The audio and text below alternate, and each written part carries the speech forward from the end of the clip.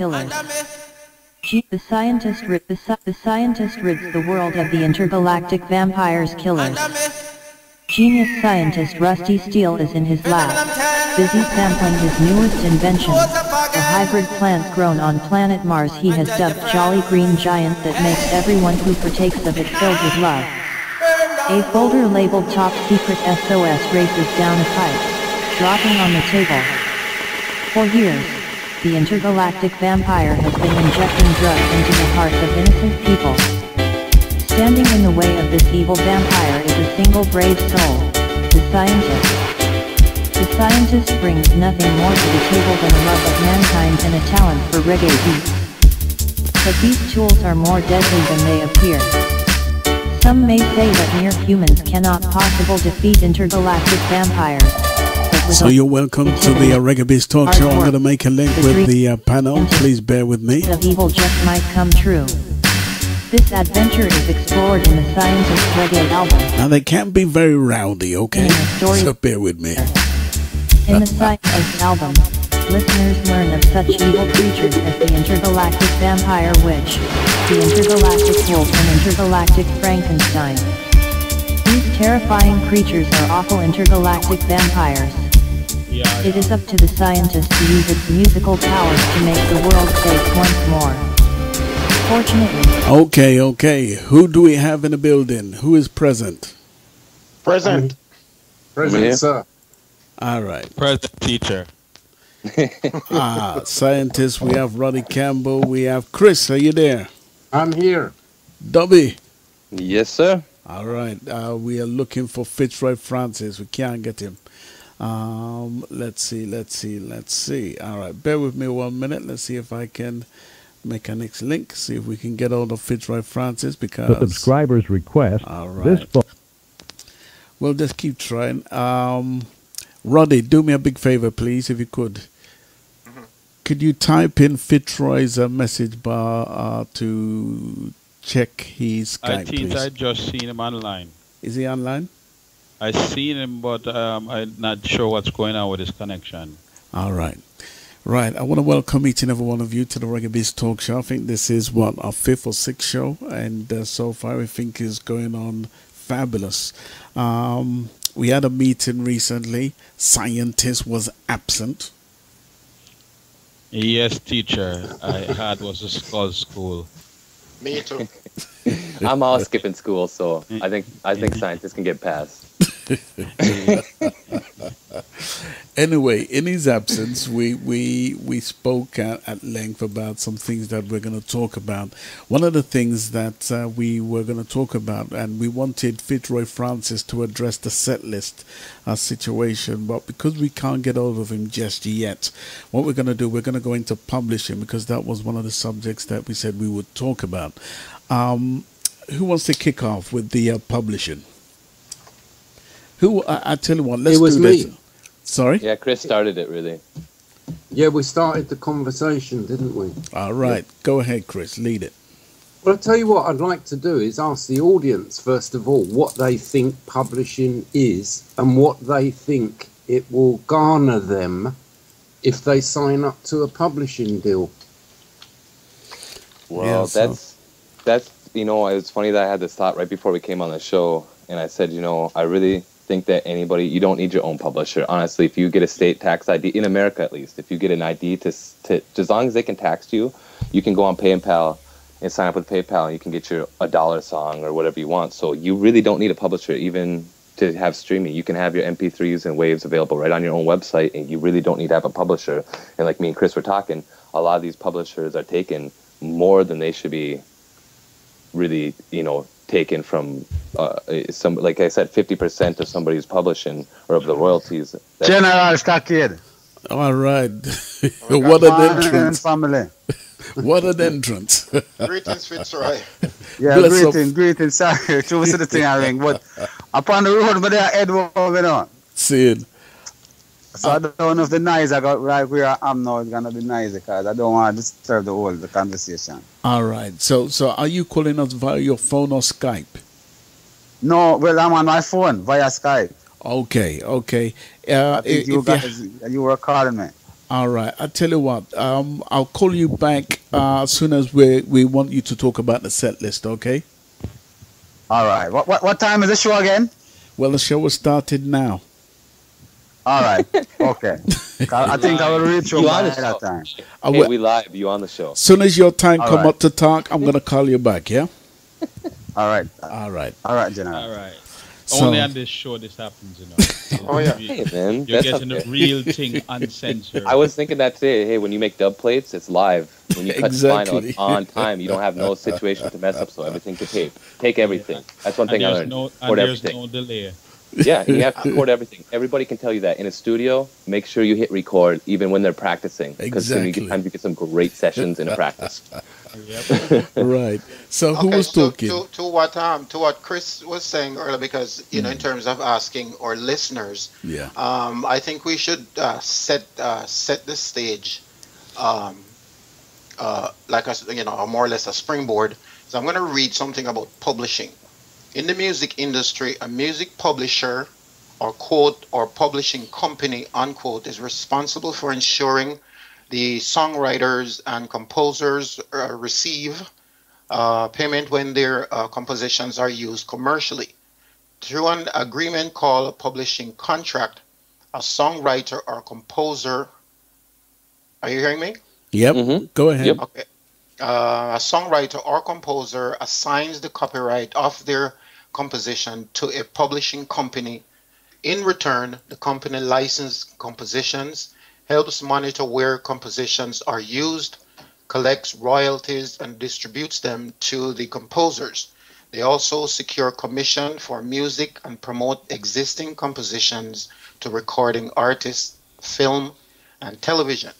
The copyrights owned and administered by publishing companies are one of the most important forms of intellectual property in the property in the music industry.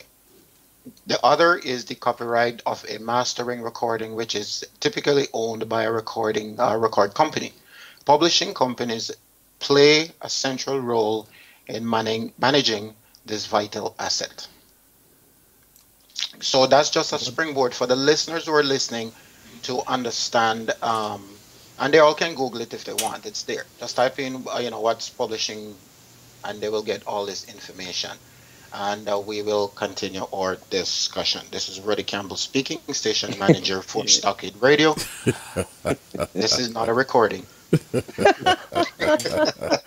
I tell you what. Roddy, let me see if I understand one part. They said that they want you to sign over copyright to the publishing company. That's an option. They're Yeah. they're just telling you what is going to happen should you decide to go through a publishing company. For me as a recording artist, I'm my own publisher. The thing with publishing and this is my opinion, from what I have seen, is that having a publishing company, the tendency for your music or your works to get out there on a broader scale in terms of, songs for commercials, movies, this, that, and the other. The company does that job. When you do your own publishing, to me, if you don't know what you're doing or you just have a vague idea of what you're doing, because a lot of artists that I see confuse publishing and promoting. So I tell you what. Yes, you're correct. It does have some good attributes when you give it to a publishing company. But if I heard correctly, I think you said something about sign over copyright to them. Okay, so let me read it again because it's pretty short. In the music industry, a music publisher, quote now, or publishing company, unquote, is responsible for ensuring the copywriters and composers receive payment when their compositions are used commercially. Through an agreement called a publishing contract, a songwriter or composer assigns the copyright of their composition to a publishing. Assign copyright. Yeah. That word, because that word is in asterisks, so with asterisks around it. So it's that word. And again, we talk about contracts where we have to watch certain words. Assign copyright. So Assign the you copyrights of the composition for to a what? For a publishing. limited time, or you see that right there so tricky. Assign the copyright to them. Right. Through an agreement called a publishing contract, a songwriter or composer assigns the copyright of their composition to a publishing company. Full Okay. stop. In return, comma, the company licenses compositions, comma, helps monitor where compositions are used. And it goes on to say collects royalties. So back to what you were saying, a songwriter or composer assigns the copyright of their composition to a publishing company. That's really Assign generalized. a copyright. Of their composition. Assign a copyright. That wording there, because how are they assigned, or are defining assign for? Is it for a temporary assignment throughout the course of the contract? And when you assign something to them, is it revocable back from them? That word there, I wouldn't sign a contract with it if it's assign copyright without a term limit or something like that. Cause what happens if if they turn it around and say you gave them your copyright, then they can put it in some derogatory movie, a gay movie, and you probably don't like it, and then you just have to just sup up to it. That's Well, this is exactly this, it. this That's is exactly the purpose. Sorry, Chris. This is the purpose of again artists, because as we as this program evolves and it gets bigger and wider, I always, for one, and will always, as long as I'm on this show, I will continue to put the responsibility and the arms and the lap of the artist. You have to do your research, because as scientists just said a while ago, as science, that's a very strong word. So if somebody's going to find themselves a publishing company out there, these are information that you take with you and you ask these questions. And if you're Yeah. not satisfied with the answer, walk away. Yeah, or Or better look yet, into it. not because something is in a contract, you can't have it reword Right. to your suiting. Because if I was doing a publishing company and I see that word assign, I want to be in control of my copyright. So if the publishing company is putting it in some kind of a movie that I don't agree with, I need to be able to tell them, hey, that movie is not representing me. That's right. Yeah. Yeah. Eh, And but I that's a big think when you problem. assign the copyright to them, that word there, I don't know. Chris, what's your thought on this?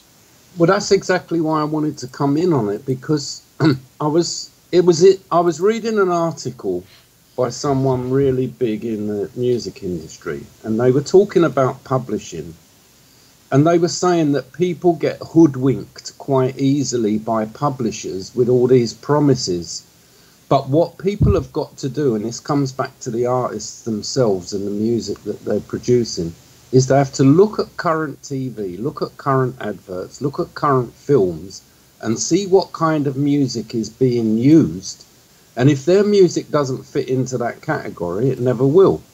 So, and that person was saying, why would you give away 50% if there's no possibility of your music ever getting used in that way?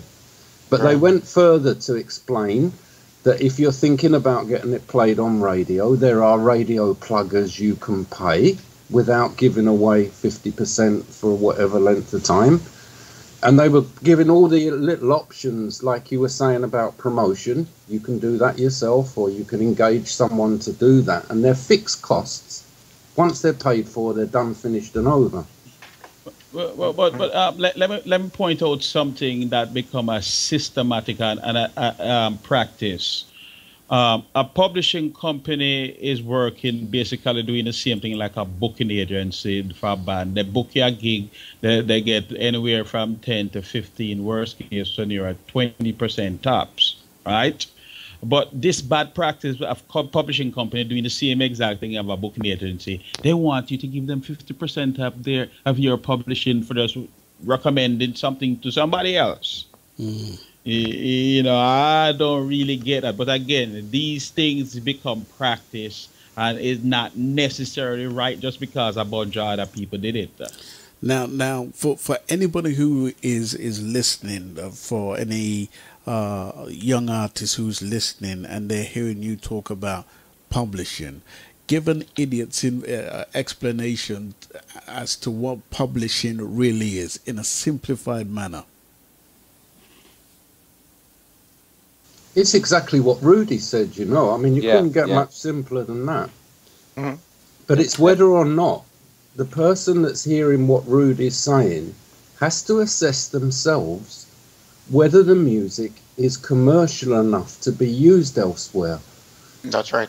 And really, if you really look at it hard, apart from maybe the odd film that is about reggae music, it's only ska that you find in adverts and stuff like that. You don't find any hardcore reggae in it or anything like that. Well, that's very true. Well, yeah, well, that mostly based on the lyrical content, and a lot of people don't want to be associated. That's exactly what that guy was saying in that article, that by listening to what goes on in films, TV and adverts, if your music doesn't suit that, it's never going to be picked up anywhere for anything. Right. So if when you sign a publishing company to somebody that's saying you're giving them 50%, and their thing is they're putting your music, are the people who they're affiliated don't like that type of music or like that type of lyrics, you're going to be wasting your time. You ain't going to be making no money. Exactly. And then you're cutting your money. If it's that 50-50 deal, what little you've got, you're giving away 50% of it. And they've got the control of your copyright, like you were saying. Yeah, by wording it, assign copyright to them. You see, here's what. The thing that caused these things, after I was looking what caused a problem to know to fix it. And I was just talking to a lawyer friend of mine, and lawyers have a way of twisting the law, of twisting things in contrary of the law. And some lawyer figure out, well, then let's put this in there because I want to show my contract, my client, how greedy I am, and that's what they call a good lawyer, because he knows how to go and twist documents. You know, why they must get 50% for just making a recommendation? Well, also share something else with me with these lawyers, because I've got an issue with this. Yeah, if you sign up with PRS, and somebody correct me, when you sign up with PRS and MCPS and all the other whatever, yeah, you have to pay an amount of money, and part of that money, that £150, I do believe it is, that you have to pay. Well, that's how much I used to pay back then.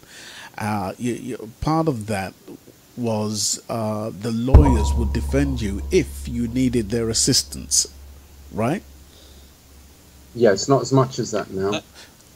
Well, £50. Well, they call it dues. They call it dues, but that's like a double-edged sword, because litigation can be very expensive. And what I think the corporate executive did is figure out that, well, hey, you know what, you go have so much people, we know their music ain't going to go nowhere, it's not going to make 1 cent. So let's charge them some money. And you have to give them a reason why you have to charge, why you're charging $150. And they know a lot of people, like if you talk to a lot of artists, they tell us that they ain't get 1 penny through any of them, and they pay their dues. So how much dues money they collect that they didn't that these people didn't make any money? I don't think it should be like that. I think they should and again, they just came in with this. It used to be you join free, and then if you're making the money, then we take a percentage of it. Like ASCAP is free.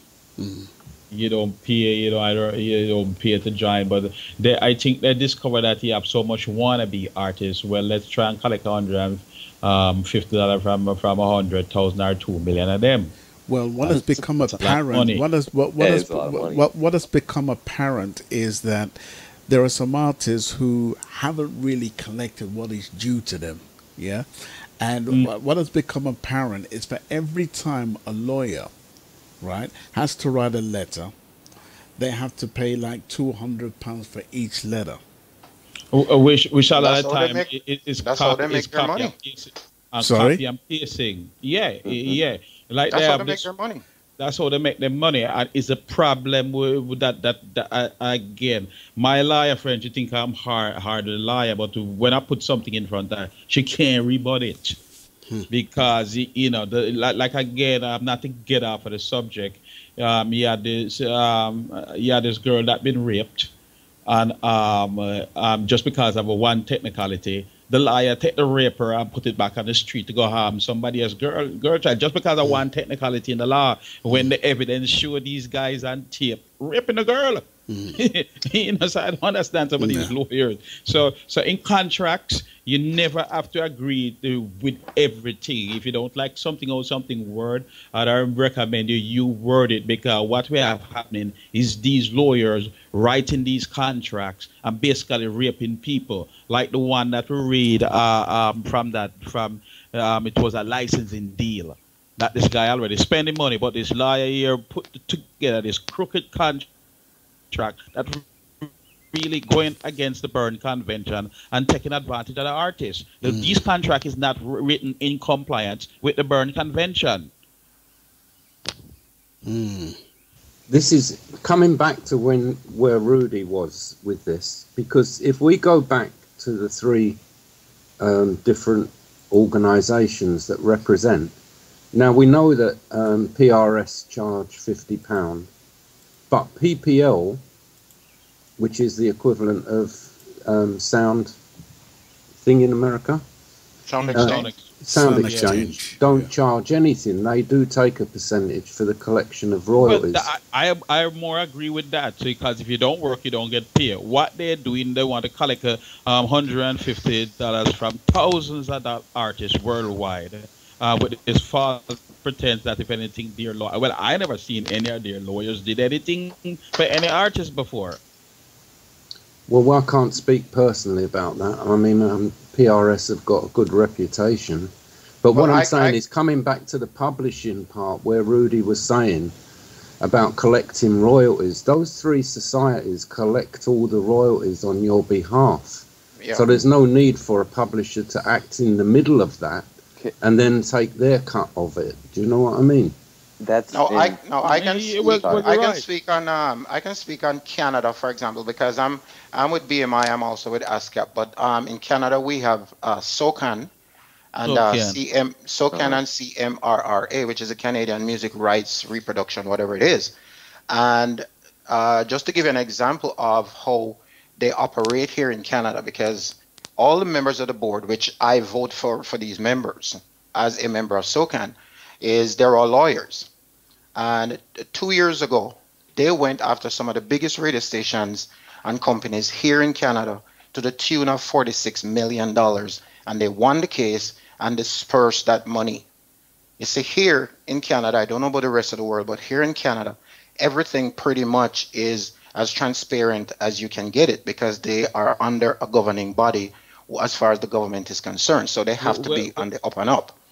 Well, for one thing, I think I hear you say you all voted in the members. Yes. So you all can vote them out. The rest of the places need to adapt the same system, because you see, especially in Jamaica, a bunch of lawyers and them bodies can get together. Know that some of these artists, them academical and not bright, and they can tune things to their own likeness and report what they want to report, because they know that most of these artists academically not there. And this is why a voting system is better with any kind of an organization, where if the guy is doing his job, there's no reason to vote him out. But if things going on and nothing not happening, then it's time to probably start looking at somebody else and voting somebody else. No, so back on the publishing conversation. At the same time, we don't want to deter any young new artists coming up, or give the impression that to sign up with a publishing company, because there are publishing companies out there. I know them here in Canada. They've been around for years, and they're very, very good publishing company. What and Chris, if you can or scientists, if you can talk a little bit on this, what would be the advantage if a young artist come to you and say, okay, I want to join a publishing company? What would you say to them? Personally, myself, I would review what they're releasing and then advise them to whether or not the song is commercial enough to engage in that process, or self-publish it through CD Baby or TuneCore themselves, you know. Yeah. Right. And you can pick up from those sites where you can pitch songs yourself for a small sum of money. Normally it's about $5 or something. Right.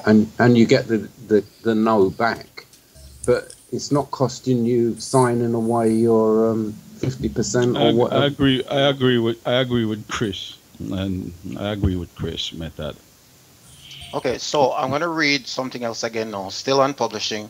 So the first part that I read was music publisher. It's now music publisher's role. Successful songwriters and composers have a relationship with a publishing company defined by a publishing contract. They also provide substantial advances against future income. In return, the publishing company receives a percentage, which can be as high as 50% and varies for different kinds of royalties. There are several types of royalties. Mechanical royalties derive from the sale of recorded music, such as CDs or digital downloads. Those royalties are paid to the publisher by recording companies through the Harry Fox Agency, as well as through American mechanical rights agencies in the U.S. Performance royalties are collected by performance rights organizations such as CSAC, BMI, ASCAP, or PRS, and are paid by radio stations and others who broadcast recorded music. Synchronization royalties are required when a composition is used in a film or television soundtrack. These royalties typically pass through the hands of a music publisher before they reach the composer. End quote. Well, the music publisher, right? When you sign up with them, they are supposed to be the watchdog because they have the resources to monitor things that you probably don't even know are getting pirated somewhere else. Because if you're just an artist, you can't monitor the whole wide world. These publishing companies, they have resources that they can monitor the whole wide world and find out if your song is even illegally used in anywhere. So that's one good attribute to them. And Right. what I find been happening is these producers, they've been collecting on that part of the money. When producer is not supposed to collect in writing money or performance money or anything like that. But the producer then been collecting it, and then when the producer is a dan dada, right? Then you the artist them ain't gonna get anything because you know some of them producer them have people that you can't talk to the don them with it. Me kill you for the don. Willing to take plane and come into a complete country, come to things to the don. And it's a part of the thing, and the shadow over reggae with some of these so-called producers that believe they own everything, and that's not how a producer is not supposed to be collecting that part of the money. Okay, so here's the last part of what I just read. Publishers also work to link up new songs by songwriters with suitable recording artists to record them and place writers' songs in other media such as movie soundtracks and commercials. They will typically also handle copyright registration and ownership matters for the composer. Music print publishers also supervise the issue of songbooks and sheet music by their artists. So as you just said a while ago, it's a two-edged sword, and this is why it is important for artists to do your research. You know, this is the age we're living in where you have to research because there's more dogs than bones out there. And you have to do your research to understand. It's like if you're going to go buy a house, you don't just go buy the first house you see. You look at different houses, You know, I just recently changed my insurance company. You know, I was with them for years, and it's because I started looking at others because I wanted my premium to go down. And now my premium is going down. The one I left is offering me the moon. And I said, buy. So it is important for artists to do your research. I can't stress that enough because of the digital world we're living in. It is a fast-paced world, and as scientists said earlier, you can monitor your music all over the globe. So the advantage of joining a publishing company, preferably a reputable one, because there's people who are talking about their publishers these days, and they can't publish their way out of a wet paper bag. Oh God. It's like managers. I've been approached by so many different people who want to be my manager. I've managed myself for 25 years, and when I put certain questions to them, they're like, "Huh? I never knew that." So it's important to do your research. I hear artists come on our shows all the time and go, "Well, this is my publishing company, and okay, what's going on in the background? Are you getting what's rightfully yours, or are they getting all of yours?" Okay. Well, a lot of time too, when the publishing companies, they're dealing with an artist who is an individual or an individual that doesn't know the business and just are brain dead. They end up oftentimes taking advantage of them, and that's the type of artist that they go on to sign over, or assign copyright to them. I personally think all of these type of contract that involve intellectual property, it should be mandated that the artists have to go seek attorney before them sign it, or else they will take advantage of them. Yeah, very true. If you come back to what with Barry Ace yesterday, I mean, after you'd interviewed him, General, and he was talking about that deal that he had for 15 years that's still running. Yeah, I could only come to the conclusion at the end of it that it was a publishing deal where he had signed over 50%. Well, I don't think and also from the remaining 50%, any kind of expense was put against him, because otherwise it just wouldn't stack up anyway. I'm wondering what he did sign, because I have to add, he can't make the show this evening only because he's lost his voice. I was just speaking to him, I could barely hear what he was saying. So he is going to reappear in about 2 weeks when we do this show.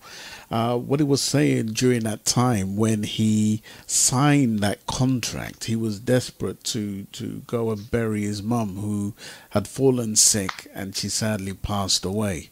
So because he needed a raise of some sort, they gave him 5,000, for him to go to Jamaica to do whatever with his mum, who sadly passed away. May her soul rest in peace. And they held him to ransom for 15 years. I think he's done 13 years so far. So let me see if I understand it. Whoever he was signing a contract with took advantage of his desperate situation. Took advantage of him. He didn't read it. He was desperate to just get the money to go to Jamaica to bury his mum. Too bad. And all of a sudden they say that he still hasn't paid off the 5,000 after 13 years? Yikes. And he's been releasing his songs. And his songs are selling. Here's what the catch is. Is that money supposed to be paid out, money that they collect for him? Well, that's the question. We'd because have to put that to him. If it's that, and they already show that would take advantage of somebody that is down at them face. So it raises great question if the numbers that they're reporting is accurate, because they can make it go on forever. Because again, this is a desperate artist. The artist not going to be able to audit them. So they probably already collected for the $5,000 and just want to use this institutionalized slavery and just keep collecting for the next 20 years. When they already collected probably the first year. Institutionalized slavery. I like that term. Yeah. Well, it's what it is. It is. I must call it what it is. Isn't that what most marriages are? Stop it. Behave yourself. Don't go down that route, Rudy. Behave yourself. Well, yes, sometimes you can get married to an institutional like prostitute. Behave yourself, guys. Behave yourself. All right. I'll tell you what. But coming back to that situation just for a moment, the figures don't stack up. Yeah. Even if it's 13 years down the line, the songs have been re-released and re-released and re-released over that period of time. So we're talking spreading back past the digital age and everything else. They've been put on compilation albums and all manner of things. And they still can't collect 5 And they gold. still can't collect $5,000. What Well, that imagine. says is, what else did he sign in that contract? Exactly. As well as a 50%, maybe even more. Precisely. Did he sign away that every single expense against that record is taken Well, from his when 50%? people desperate and then not going to read contract, the person who already a crook going to throw in more things and get his lawyer. Again, this going back to the lawyer to put something to lock him in so he can't keep stealing money. Hey, look here, the bottom line is when it comes to money, you have to know the game, because when money gets in some people's hands, they become greedy, they become corruptive, it makes it hard to get what yours. Well, let me pick your brain. You can't trust none of them with what them actually reporting. Let me pick your brain. I need to pick your brain. Yeah. Now, during the time, and I'm going to give you as best I know the story and the situation. Yeah. Whose brain you picking? I'm picking yours. Oh, You got a whole load of knowledge in there. I'm picking information. all right. Right, here it goes. Barry Ace was part of a group called the Aces, the Four Aces. The Four Aces eventually met with Desmond Decker. Yeah, they became Desmond Decker and the Aces. Yeah, during the time when Barry Ace was part of, I think it was Coxon, or don't quote me on that. Yeah, and basically, he was approached by somebody who said, "Would you like to be part of Desmond Decker and the Aces?" Yeah, okay, they agreed to do that. No contracts were signed. Yeah. Sooner or later, 007 became a big, massive hit, as well as Israelites, which Barry Ace. I remember the song. All right. They were part of the Aces. I mean, Desmond Decker and the Aces. So they helped to make this tune a #1 global hit. He and forget the other person's name who was part of the Aces. To this day, they haven't made a damn penny from this. How is that possible? Okay. Well, again, if he didn't, my question is, if he didn't sign a contract, right, is there any chance of him getting any form of money which is due to him? Well, let's see. Whoever write the song, right, is the one. I don't know if it was written jointly, no, it wasn't. It wasn't. No, it wasn't. Because one person write this. It was Desmond Decker that wrote the song. So one person. well, apparently he didn't write it. They just vibed it in the studio. Yeah, that's it. And he and they, who are the Aces, added their own harmonies to it, which is their idea. They added their idea to the song. That's a separate thing. But Okay. however it go, whosoever name that is associated with the writer, as the writer, are writers with whatever agency they sign up with, there is that part of the money. So as to why they didn't collect that, if there is no contract, it usually means that the artist doesn't know the business and somebody else is collecting. Because if that song, as I remember it play all over the world on all kind of broadcast network and been done over so many times, right? Whoever the performing needed with the ASCAP, soca, and whatever, there's that bulk of money that if they don't collect it, I think they only go back for 5 years. Now, on the sales of the record, right? Yeah. Who was the producer? Beverly's Beverly Records or something like that. I think it was, the production was Beverly's.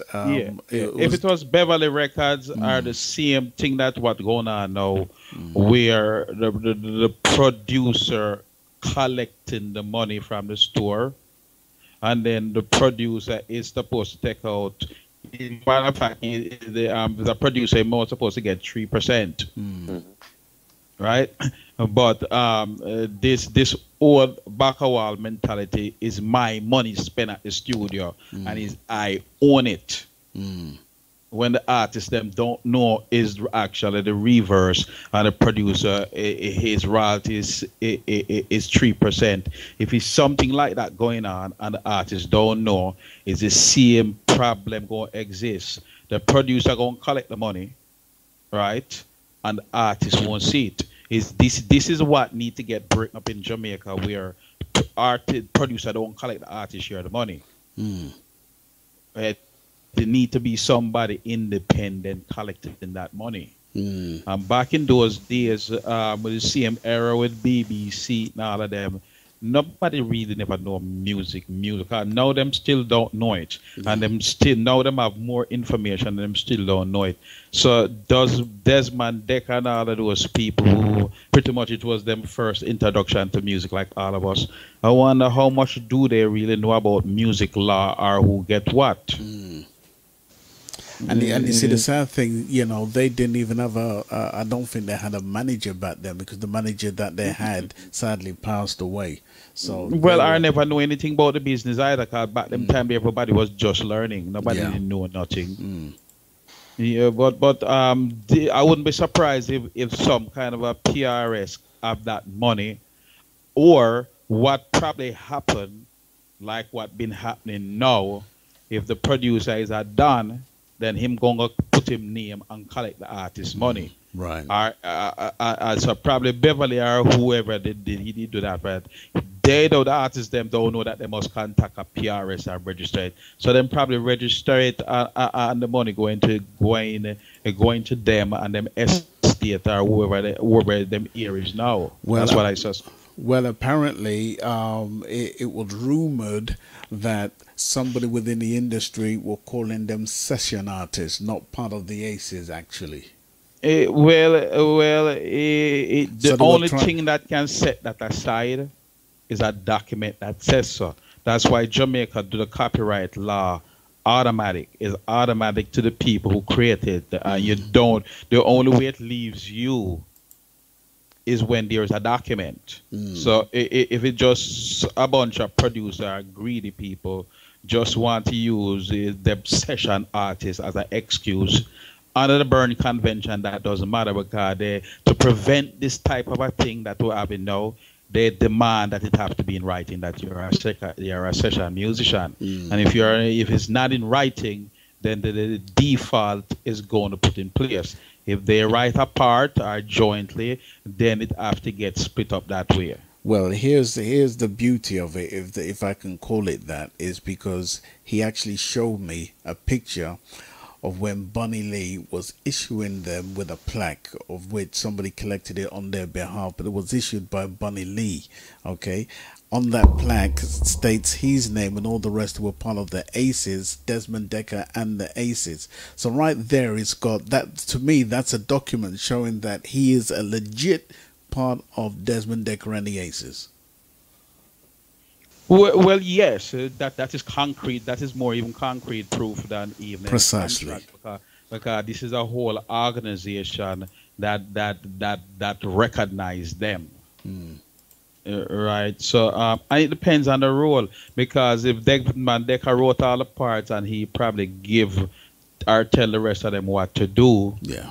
Then yes, but knowing what I know and witness what I know is usually everybody making up their own parts. Well, every now and then somebody might, hey, do this. But what the big deal? Just break our piece of the pie and give them what this greediness is about. I tell you what. It needs investigating, because remember that after all those big hits that Desmond Decker had, he was bankrupt in 1984.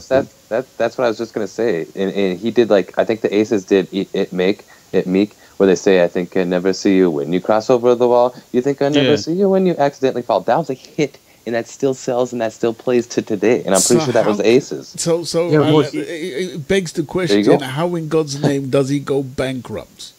That's what we're saying, isn't it? Well, what kind of deal did he get into? Well, let's see. The practice of those days with Beverly Records, I can tell you more likely that there was no contract. That's Jimmy Cliff style from Harder to Come. Yeah, there was no contract. Yeah, or right? they pay him so little shit, and they just give him some little like monies and say, Yeah, "Oh, sign yeah. away to your contract, or But your even copyright." sorry, even Barry himself said it when he was interviewed by General yesterday. Even Barry himself said that back in those days there was nobody signing a contract. He said if there's any artist from back in those days Nobody telling wasn't you that signing. they used to sign contract, they're Nobody lying. was He said signing there was anything. no contract. There was nobody signing contracts. So if a contract come up, and this is why contracts need to get notarized so people can go fake a signature, right, Yeah. without a third independent party like a third to back it up. But if there's no contract, then is the default rules set in place. Well, here's what. Who was record company for those record? The same Beverly? Beverly. No, Trojan, wasn't it? No, He was with Beverly and he was with he was with Coxon. Beverly's, and Beverly's did all the productions. Although I forget who owned Pyramid. Who owned Pyramid? Look here. Because that's who they were with. Look here. Let me explain to you what goes on.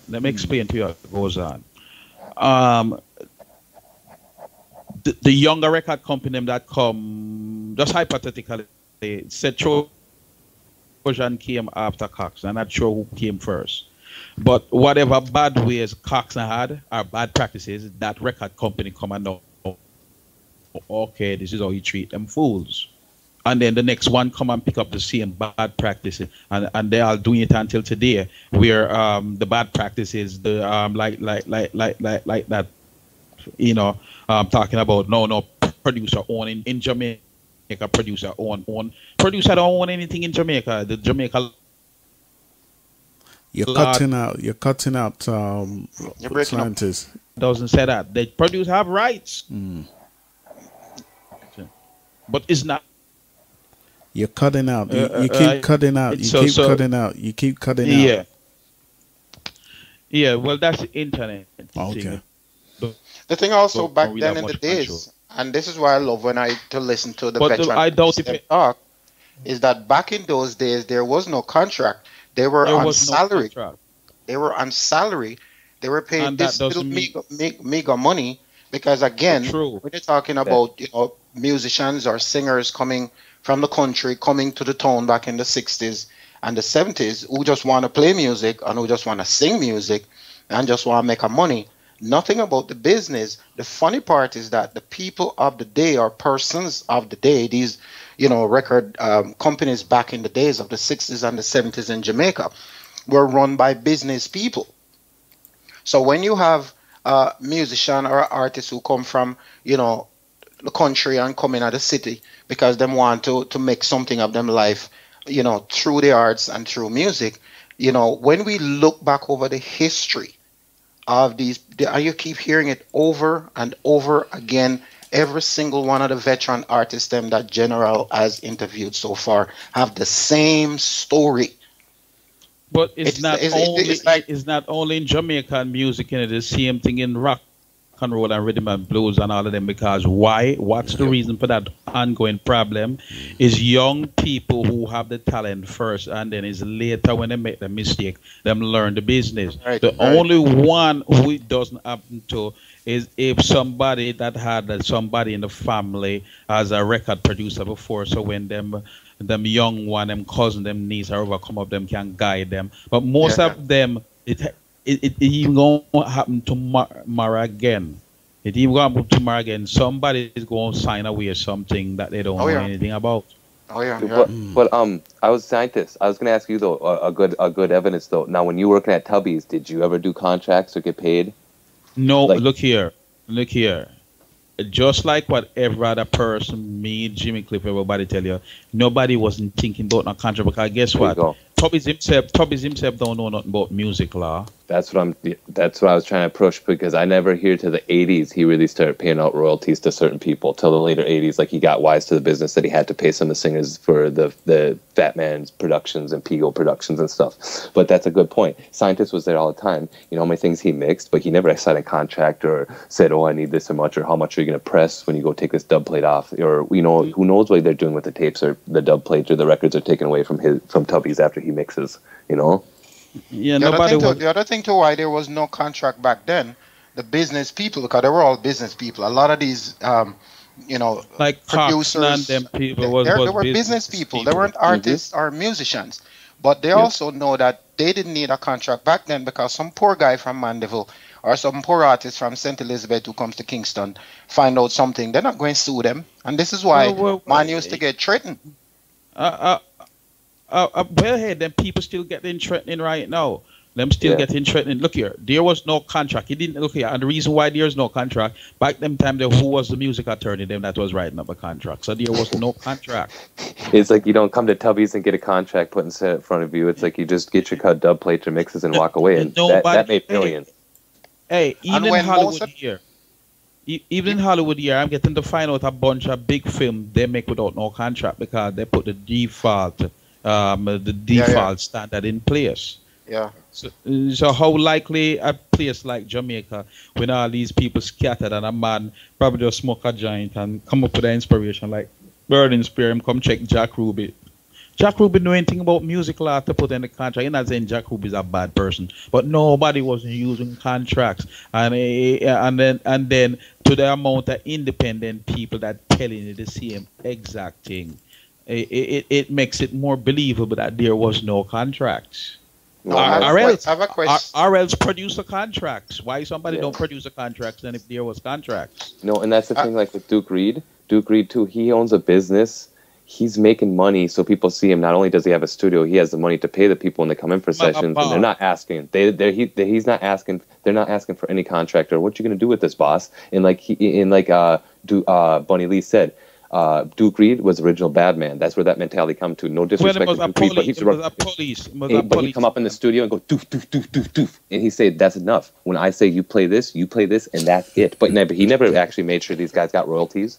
But yet he was a boss. I have a question for the panel. For all our veteran artists who were hearing their stories, including Barry up until yesterday, most of these veteran artists found out about royalties and their music is being published and being played when they went to England. Yeah, that's true. Now, what my question to the panel is, what do our artists do now that they have proof that their music is playing? What recourse can they take now to even? I know it's going to include litigation and lawyers and this, that, and the other. But what can they do? Well, for one thing they can do. Anybody else want to go before me? That I was just gonna say though, a good example is I was talking to Addis Pablo in a couple emails, Augustus Pablo's son. And I said that you're probably missing out on monies from your dad because he did a lot of recordings. And he said, you know what, you're probably right. I said, he said, what's the best thing I should do? I said, what you should do is put in claims on what he produced, wrote, recorded, anything he was involved in, what you do as the family. And then secondly, if you have his stuff, re-release it yourself. I think Fitzroy said that on one of the last shows. If you have stuff, re-release it yourself. If you own it and you see other people making money off it, go ahead and re-release it yourself. The first thing is, I agree with that, and that's what I would tell him claim to it. do. Well, the first thing is, any contract, we should know that there wasn't any contract. And I know people going to come and say, see, he signed it because he's not here, like Junjo situation to say him signing thing. There you go. The moment the guy dead, the contract is dead with the guy. You cannot have a contract with a dead man. Bertrand Brown too, man. With a dead person. So if you can't have a contract with a dead person, they have to use what they call settle the estate, where they have to go find any living family members and then come up with a new deal, right? So one of the defense that they have, if somebody was to approach me, okay, show me the type of deal, more likely they're not going to have a contract. There you go. And that's, like I said, that's a big thing for the families and the veteran artists is to release your own stuff, because if somebody claims they have a copyright on your stuff, make them come sue you then. Well, again, here what needs to happen. The only thing that put Jamaica on the map internationally is reggae, ganja, Bob Marley. Well, those two go together. So, all three, it's like a combination. Yeah. So what Jamaica, and I hope one of them listening, what them need to do, right, through the same SOCAN, is to assemble a team of lawyers that that that get voted in by all the musicians. That when you have a deceased artist, right? They use that muscle, they use that arm and represent the dead artist and collect the money and put it into a trust fund. Till time you find who the family member is and give it to that family member. That's what they need to do. In Jamaica is the best place to start because you know how many reggae artists been shot down, killed young, die young, and the families have probably never seen a penny from what they were due. You know, name them. How many artists have gone down early, and there's so many royalties that they're probably due that their family never saw. Tubby's a good example. That's what I was just gonna say. His daughter, where's the family? Yeah, his daughter don't want to hear. When I talk to her, his daughter don't want to hear nothing about the business. She don't want to see nothing because she said the reggae get her father killed. Same thing with Stega, his brother. It's the exact same thing. He don't want anything to do with it. So what are they gonna do? They see a family of a superstar in some ways. Okay, let's not say a superstar. The guy who created dub, their family does not care about royalties and money. What are we gonna do? Rip him off. You know, it's the first thing the companies see. Precisely, you're dead right. This is one of the reasons why you have all these fake topics come up. There you go. Exactly why you have all these fake topics come up because you ain't gonna do anything about it. And when Earl Zero comes on, it's the same thing with him. We saw some Tubbies that had Tubby's name on there, and then I asked scientists and I asked Earl, and they both confirmed Tubby's never mixed that. So you see, not only do they take stuff that wasn't Tubby's and puts, you know, it's like Tubby's is the number one, and then you could say like Tenor Saw, I'm sure, Hugh Mundell. Start naming them. I'm sure the families have never seen pennies. Well, that's because the Jamaican government not doing them job. Because look here, so can lawyers went after these, and how much you say, $40-something million? Roddy? $46 million. 46, Yep. 46, yeah. Right. So why the Jamaican government not putting together, or whoever the representative there in Jamaica, why them not putting up a team of lawyers together that can go out and make the claim? Because after all, I see Pablo stuff still selling inside Abraham, and then inside Amazon and everything there. So why is the Jamaican government not going after these people on the family behalf? And if you want to talk about fakes, you want to talk about Tubbies, talk about Pablos. You know how many old versions they would take and just throw somebody playing melodic on top of it and say unreleased Pablo. That's one thing that I was trying to explain to his family that I can't even get the point to yet, that they ripped off Pablo's name and not just his recordings, but using his name in stuff that's not even him, just like Tubbies. You know? And it's easier than Tubbies, because now with Tubbies you have to have a certain sound most of the time, or they still get away with a bad sound. But like with Pablo, he played a certain way you cannot duplicate or reproduce. He have a feel. He know how to make a thing feel. Like I said, you want to know how many recordings Pablo played on? Countless. And one time in an interview they asked him, oh, is there a certain thing you did when you record, or is there a certain way? He said, no, it was always an inspiration from Jah. So guess what? You're not going to reproduce him on the melodica. No way. So you can tell when the fakes come out, it's ridiculous. Like Tubbies. The Ghost of King Tubby and Yabi U, the worst album I've ever heard. It's digital. And everybody bought it and thought, oh, this is a wicked album, but it's a digital album. So that can't even be King Tubby's because he didn't mix past the 80s. And that's just not Tubby's because it's a horrible sound. Consumer fraud. Boom. There you go. Yes, so just like a car, like so you always say that.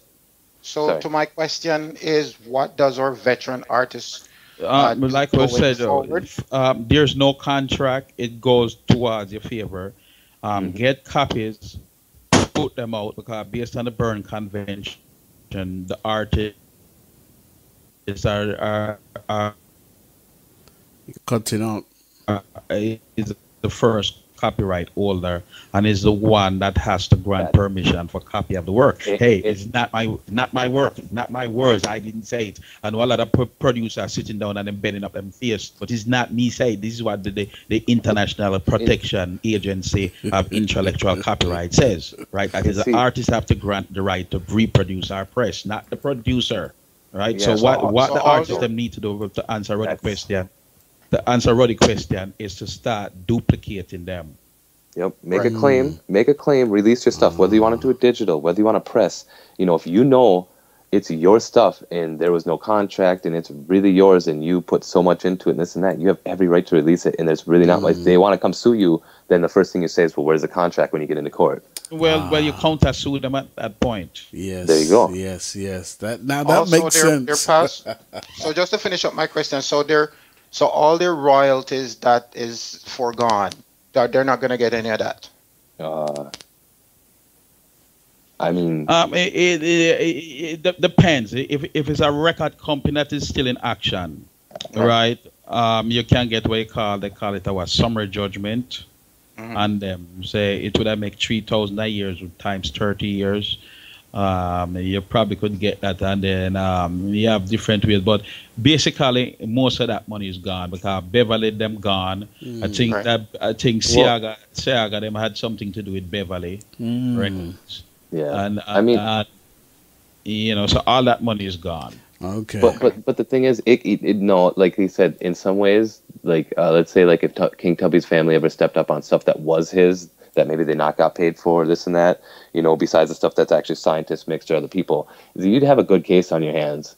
You most likely, if you were to step up in a family like Hugh Mundell or whoever, if you were to step up in court and could just get your foot in the door or show or get, you probably have a real good case, because I guarantee the record companies aren't going to show contracts and stuff, or So for the it, artists, them re-recording, sorry, Doozer, no re-recording their problem. songs now and put it out.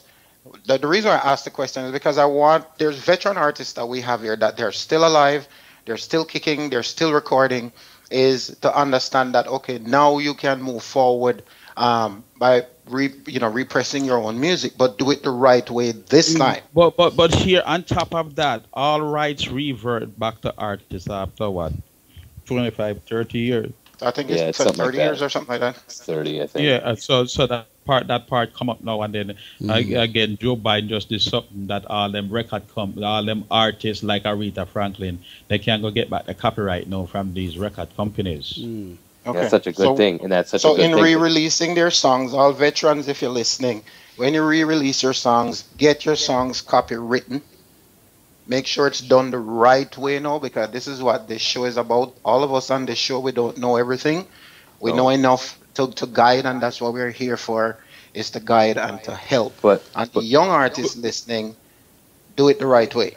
just make sure you Yeah, claim, though. but The but first thing though is make sure you claim it, though. Like I said, because if you've never claimed, the first thing ASCAP tells you when you really look into the thing, or BMI, they say, if you don't make a claim, how do we know you have any rights to it? yeah, you have Even to if it's make it clear. even if you're due 50% and you say, oh, Yeah. I think I'm due 10%, well, at least they know, and then they can make up. Or you say, I think I'm due 100%. Well, you only do 75 or whatever.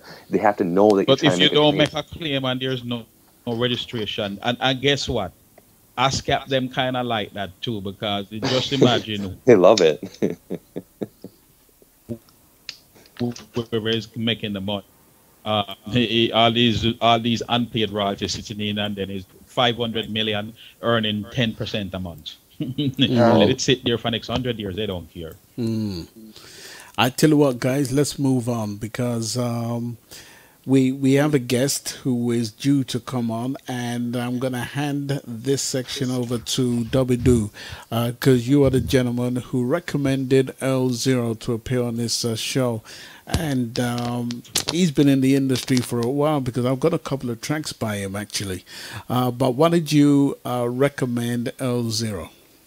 Well, I'd like to, again, first of all, big up Scientist, because he always give me a link when I say, hey, you need, he always give me a link, so big up Scientist. But I originally asked Scientist, I said, Earl Zero has enough songs that were supposedly mixed by Tubbies, but I know Scientist mixed them, so we confirmed it amongst ourselves. And Earl Zero is a good example because he is the original owner of None Shall Escape the Judgment, and Bunny Lee went into the studio with Johnny Clark and recorded it last minute without Earl Zero. So he would be a good example of how to get the rights of what you're owed, what you should do in that example, because that was his song and somebody went out and recorded it, and even with the new song, Rockstone from Stephen Marley, the same thing. They took a sample from him. So he's a good example of how you would go about to get, what you're due. He's going to be the perfect example because he has a song that was sampled from Stephen Marley. So this is going to say, hey, how did they come about notifying you? Did they let you know? All that type of thing, Okay, and I'm going to try and get him on the line right now. So while I do that, I'm going to play one of Dubby Doo's dubs, okay? It's called Every Day I Dub, okay? Alongside Juba. Juba means Dubby. Now, is this Juba from Dub Tonics? No, that's a new singer out of Italy with Capra Dread. His name is Joba. Ah, Juba. Okay, Yeah. take a listen to this while I get Earl Zero on the line. You're listening to Stockade Radio, a member of the Conscious Partners Network, and you're tuned in to the live Reggae Biz Talk Show. Keep it locked.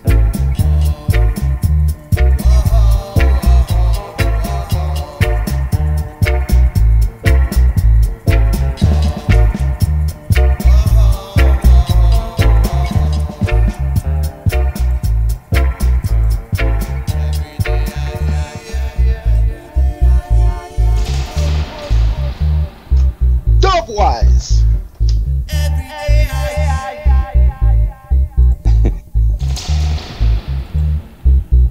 One W. Regulate your bass, people. Trouble is what's ever here, boy.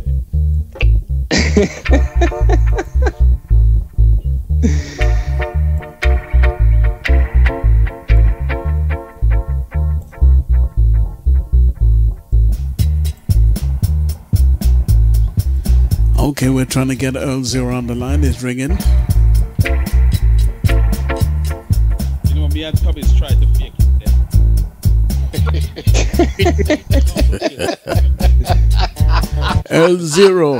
Earl Zero, are you there? King. Are you there? For a while, I said, well, a long time him not come again. Zero. You hear right?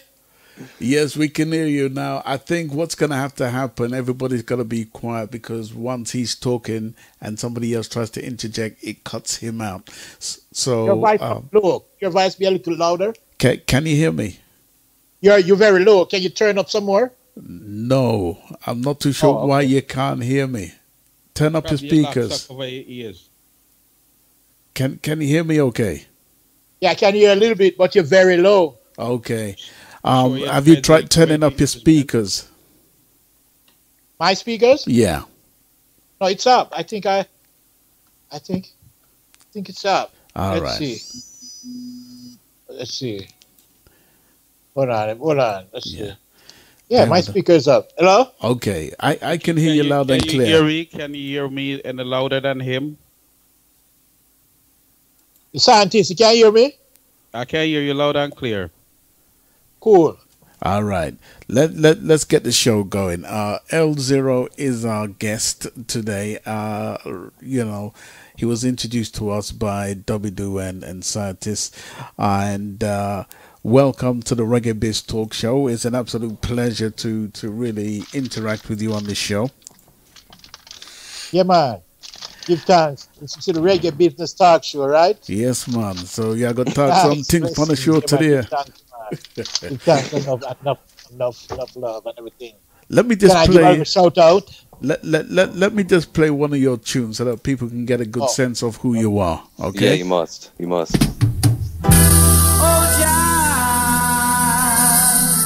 This is called Police Officer. Yeah, Police Officer. Supposedly produced by Jammies. That's what I get in Babylon. Jammies the button. Scientists mix that. That's what I was talking about. That's the one that they put Tommy's name on. Okay, so that's L0. I came one of the early days, I think, long time, far as I remember. Used to go up at King Tubs, go check Scientists and thing I mix. Usually happy when they say, a scientist I mix, That's a scientist wicked. We go home and listen to them and them nice, Yeah. Well, I tell you what, share with us, how you got into the industry, just briefly before we start to, tackle you about what you've been through, in terms of the business side of things. Just share with us how you got into the industry. Yeah, you mean like the musically, live performance and thing and stuff like that? That's right. How did you get into the industry? Well, it was way back when, and from way back when, from like July 14, 1975, when we used to live off 4 East Avenue, Greenwich Town, Kingston 13, Jamaica, West Indies. And we registered with Performing Rights Society, PRS, Performing Rights Society. Oh, see, them time the Mechanical Copyright Society never come yet. Yeah, me see me have a statement when we get from things from 1978. We get get 251 pounds from Performing Rights Society when we live at 4 East Avenue, Greenshore, Kingston, Jamaica. From them time they become me do a tune and Bonnie used to come down. But we live right up the street from Bonnie, and so we used to sit on the side on the fence with the guitar. Yeah, sometimes play guitar all the time. Smoker all the time, every day and night. And Bonnie come up there and hear and take me a tune that's good or something. I do a tune do with Johnny Clark, then Johnny Clark do it, vice it. You know, me never get for vice it, Johnny Clark vice it. And then Striker Lee say, go join PRS, you know. After me come check him every day and say, I'm going I'm sharp, when I'm down at downtown parade. He says, Zero, if you join PRS. Even John Wood, Sir John Wood tell me that too. Go join PRS, Performing Rights Society. They copyright your tune. So from them time, they may get the business where we publish, we start copyright all of my tune them. Copyright all of my tune them. Tell me about Nonchalant Escape, because tell me the story behind that, because I'm trying to get a good idea of what's going on there. Well, the story behind the tune there, like I said, me and Chinna sit on the sidewalk and East Avenue, right next to Bunley House. Because Bunley have a place, a bar, where they play music and jukebox, and there's an empty land next door. And we sit on the fence and smoke over there, so every singer come downtown there. I'm Slim Smith days, them man, way back when. Gay lads, way back when, Mike Diamond, every man come down there, and we sit down and sing guitar, and I play and I sing, but try to hear me. After I come out and bar, I have a bar, I used to have a bar, we play 45 in a 7-inch. Jukebox, I play music all the time, there's a record, you know. I play it all night and play versions all night and sing. And try to say, him like the tune and take me to studio. I think I was at Treasure Island studio, Treasure Island studio. And then lick the rhythm and do it and thing. And then after time in there and thing, we never get to vice it, and then Johnny Clark vice it. Yeah, Johnny Clark vice it and becomes a hit. Yeah. It becomes a hit. That's around in 1975. Or me in 1975 becomes a hit. I start playing a jukebox everywhere, all over town, everywhere. Yeah. You know, try to just put out some record with us mine him the Pandey and Johnny Clark. But anyway, he never put out my version. So two started to get big everywhere.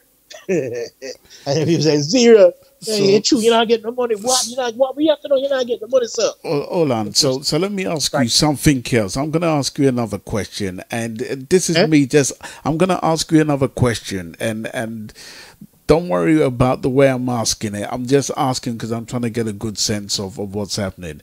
So what is your gripe with this whole situation? Oh, with the song? Yeah, what is your gripe? I wrote it based on everything and write and arrange and everything. Enough artists do it all over. Which I've been getting paid from royalties from it ever since. I said way back from 1975. You've been getting royalties? From 1978, way back when, yeah. Well, Justice Trenton wrote it pipe. Is why you need to do what Earl did, because Earl Zero was one of the first artists way back then been registering the songs them, and is why you need to register the song them like what Earl did. That's right. And I get every artist to register. I'm gonna hand over. I get every artist, Prince Salah, Philip Fraser, I get them all to register. And so every time, and what I started to do, I started to sing their songs too. Yeah. And then so when I get money, they get money. So eventually, right away, them start to get money from PRS. Every time I get a check, them get a check in pounds. Right. In them days there. So all these years of coming up, everybody you talk about had a lawsuit on it, which I sued Warner Brothers and I won. Right. It was one of the seller for Berserk the record. Earl, tell him the story of how somebody was trying to collect your money. Somebody who we all know. Them putting them name as a writer, and Earl, they didn't realize that Earl registered the song from 1970 something. Tell them about that story with Warner Brothers. People were trying to collect money, man, and thing, and I go at them write it. Oh man, just me have hundreds of letters where I still have too from Greenwich, when we live at Greenwich Farm from 1978, where we just write letters to people, and people performing rights, send me a letter, said, Mr. Johnson, because the time that I named Earl of Publishing, I have a thing called Earl of Publishing, because I was a publisher in Jamaica when even Freedom Zone was around. I think I was a publisher and everything. Right now, I look for something from April 1980 where the publishing royalties were get from Woodwater Music and thing. And with Earl Zero, the publisher up there, and Philip is the second publisher, and then thing them usually them document thing there. So them send me a letter saying this person is trying to take over your song and blah blah blah so. So I said no, that ain't right. I am the right. I have proof. You have the one first write it and register with you guys. So I end up getting a lot of money from that. I win the lawsuit, end up getting lots of money, and I'm still getting money up to this day. Yeah. Up to this day, I'm still getting royalties. Don't do. Yeah. Take over, please. I mean, I was gonna go to the next now. Like, what about Earl? Tell us about now Rockstone with Stephen Marley. Now, how were you? Did they inform you that they were sampling it, or did you have to go to them and notify them that was your track with the remake? Well, the truth, I don't think I'm supposed to really discuss that. Cause lawyers, I deal with it. But Okay, but did they at least notify you? Did they at least notify you? This is how I found out about Rockstone. I was doing a show in San Diego in a hotel, and some musicians that know me from Jamaica, they must all next door to me. Them said, Zero, what in Papa Zero? I said, Zero, you give us inspiration and thing and everything, I say, you want him say, Stephen Marley, do what you tune, sample your tune, And Jamaican call it Rockstone, and this is way before it comes out. So after that, I was just sending emails and stuff, and I linked them. And they're all our friends on my Facebook page, but nobody no answer back. So when it comes out now, I'm looking and I go, wait a second, there's no credit out there for me. But this tune sounds exactly like my tune, all the way through, It does. It's identical. Ding, all the way through. So there's no credit for me. But all the big artists said they found the rhythm now. Stephen Marley, Capitan and Sizzler, what? So then people start calling from all over the world. All over the world. And they send me an email and ask me. I say, yeah, man. So me just finally come a lawyer, my first lawyer where we had sue Warner Brothers one time and I win. And the lawyer deal with it now. There you go. But things people been doing it for a long time, and they must take your tune and do it over and don't put your name on it. So them alone will be collecting the money. Yeah. So a lot of people do that too. Well, let's not jump. Yeah, I understand that you can't talk about, but now, like, what about, now tell me this though, I wanted to talk about this now, what about the Bertram Brown stuff that you did for Freedom Sounds, because that's been notoriously ripped off and re-released and stuff. What I did, I gathered Hold up, let Earl talk, please. What Earl, I did, I gathered all the records them and vinyl and singles, and I remake them and put them back out. Like, here's one I put back out called the Greenwich Farm Singles from 1973 to 1979. I put that out, and I get all the tunes I did with Bertram Brown them from those days. Yeah, but again, if I can just interject, for those who don't know, you can strengthen it if you want. Earl Zero is a big part of that Freedom Sound thing with Bertram Brown. He's everything almost, Yes, so them people with Blood and Fire, they don't want to understand that fact. That is not Bertram Brown was the producer, but is Earl was a person who was keeping the books and training Alan and the rest of them how the business work. And he own it. Yeah. Earl own it. I still have the papers. And even if you give Bertram something or his estate, he's only due 3% or so, whatever, as a producer by right. As a producer, the producer don't own the project all to himself. Right. And they've re-released these. I know that, Earl. That's what I remember I originally talked to Earl about, because they keep re-releasing these in different companies and whatever contract them had with Bertram Brown died when Bertram Brown died, because you can't have a contract with a dead person. Yeah, we never have a contract signed with them with Bertram Brown. Here I'm looking at a royalty statement, royalties paid to Earl Zero from the 22nd of the 4th, 1980, on Jackie and his Worship Pure and Clean Reggae All-Star album and stuff. And then again, me have my statement there when Blood and Fire used to pay me publishing royalties and the tune I'm do for Bertrand and Brown.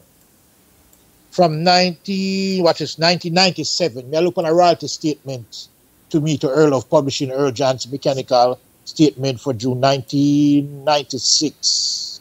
This was a £1,000 and 73 pence. So Blood and Fire used to pay me publishing and the tune name, True Bertrand Brown and everything. And then after a while, you say, you know, you're from them no more. So I don't know what happened.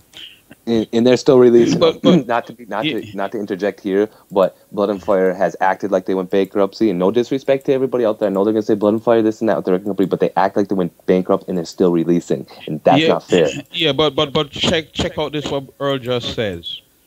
It's straight our point that we were talking about earlier. Them send Earl £1,000 for publishing, right? And then more likely them go assign themselves half of it. And it never was to go that way for Earl Calican Publishing. So whatever agreement that them had with the producer, right, wasn't a legal agreement because a producer can't assign publishing rights. Producer cannot assign publishing rights for them to do, you know, administering publishing without Earl giving the producer any consent to do anything with his publishing. And that's been the bad practice. And a whole bunch of producers sitting down believing, well, it's my money spent. And it's not like when you go to the supermarket and buy yourself a pork sandwich.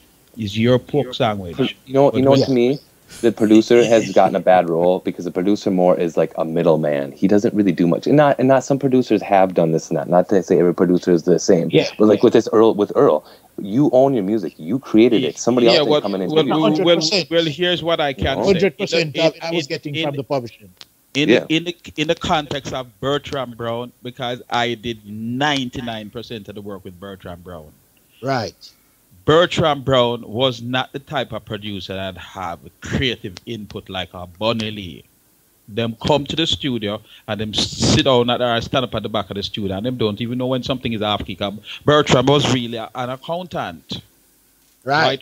Earl said, work at dinners and Geddes, but I make rum. They don't know anything musically, but so these type of producer can't assign rights. So whatever rights that Bertrand assigned to Blood and Fire, those are not, he don't have the permission to do it to anybody. For Allah or none of the artists. Man is then, as when Blood and Fire now start showing me the foolishness, this is when now all of a sudden all of my work while with Bertram, them start saying it's Tubby's do it. When Tubby's wasn't mixing anything for Bertram.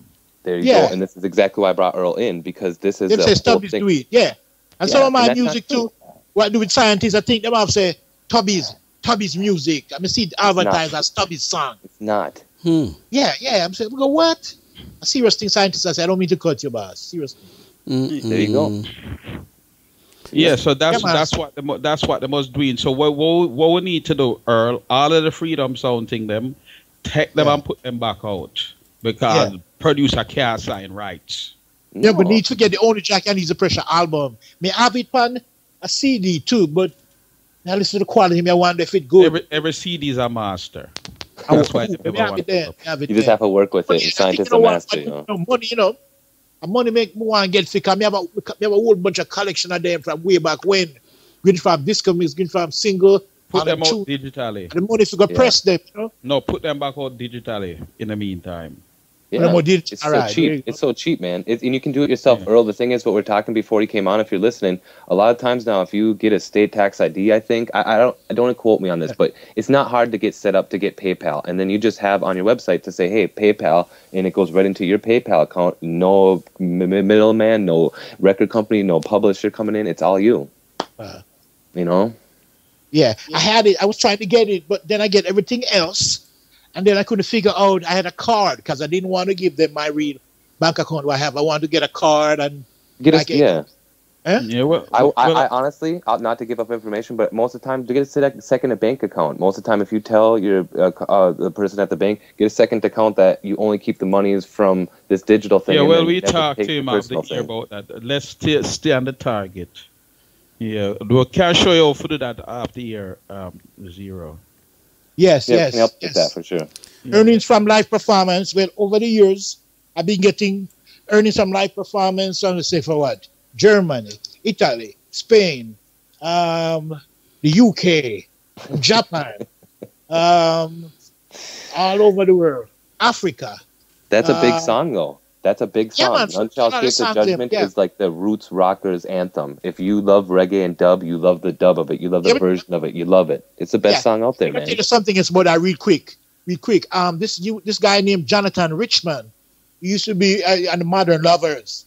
He's used to play guitar and sing. He also in the movie something about Mary in Fahrenheit was playing guitar singing. He was the biggest seller for Berserk the record in Berkeley, California. Yeah, because he did it over and he calls it Egyptian reggae. I was just gonna say that Egyptian reggae. Egyptian reggae. It was a hit all over the world. Number one in Europe, number one in Spain, Japan. Everything was a hit everywhere. and I met him too, because he wanted to meet him. I was feeling said, other people are trying to get the thing, and I think I said them, and he wanted to meet me, and I met him, and then he met me, and him like me, and he started giving me royalties. He started saying, Zero, you know what? Through them people, they rip you off when you do it with. And my people, them too, why do it ripping me off? I said, them people from France want to use the song in a commercial, a cheese commercial. So I'm going to give him 20,000. And what he's going to do, we're going to split that every year for me and him.